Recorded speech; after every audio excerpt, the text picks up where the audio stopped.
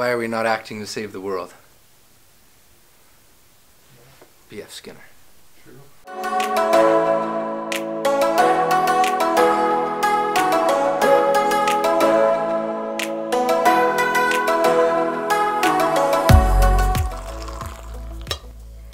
Alright, today I want to talk about the state of our field.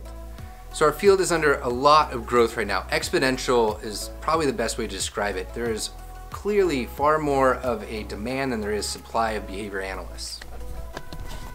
Now that's due to a lot of things. Like a lot of it's the work that different advocacy networks have put into like making our field known. Not to mention like we are an effective practice and we develop effective tools and technologies for people in situations. And in a way, everybody that's in our field right now is trying to keep up with this, and it's extremely hard. There's a lot of moving parts. Whether it's the Behavior Analysis Certification Board or the Association of Behavior Analysis and their special interest groups and the different affiliate chapters in different states and the different international chapters that are affiliated there as well. The Association of Professional Behavior Analysis and the different smaller groups that are kind of working to advocate in their own neck of the woods and organizations. And the point of this is that there's a lot of people that are all trying to work towards similar visions, sometimes carried out in different ways.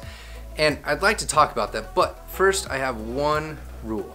Now, there's no pointing fingers. Remember, we're a field where pointing the finger, blaming the learner, that is not something that's okay. We are all here for the same reason. That is, we care about the same field. So, we all feel the pressure of delivering services like in this economic setting with all various different pressures that the legislation and such pushes us on. And the point is to not necessarily like use this as a way to complain about it, but rather like a proactive place where we can discuss real world solutions and things that we could actually do and share with each other about where we think the future of our field goes and how we can make sure it hits the vision that we all get taught and care about and want to see carried out. And so if it's not clear, my question is, where do you see our field going? What is in store for the future? What do we need to do to ensure ethical, scalable, effective, like evidence-based approaches to real world problems?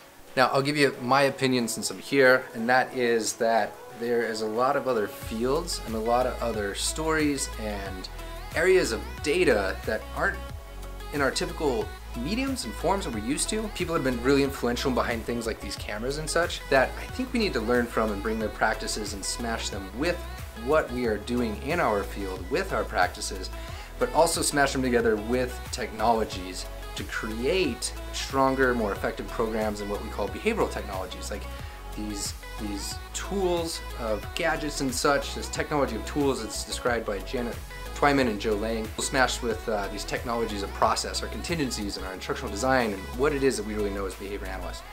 And so that's where I spend my time, how we can learn and adapt and use things from areas of marketing, sales, entrepreneurship and such, but in ways that ensure that we're ethical and that we're doing the right thing and that is in the best interest of the consumer at the end of the day. We got to make sure this is a professional discussion and it's actionable and systemic. We don't want these like one-off, spin-off sort of like, oh, this is all we need to fix. Like, it's not that easy. It's a big puzzle. There's a lot of moving parts. So let's figure it out. I'll link some of the different professional organizations that I mentioned below as well. So if you haven't heard of those, you can go explore those. And with that said, if you're into this and you enjoy it, also make sure you hit the like button, share, subscribe, whatever that is, wherever the notification and bells are and such. I'll see you in the comments, and that's your Daily BA.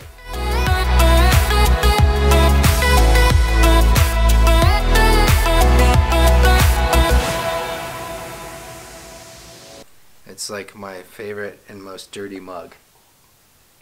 Oh, it's hot, man. Oh, I wasn't ready.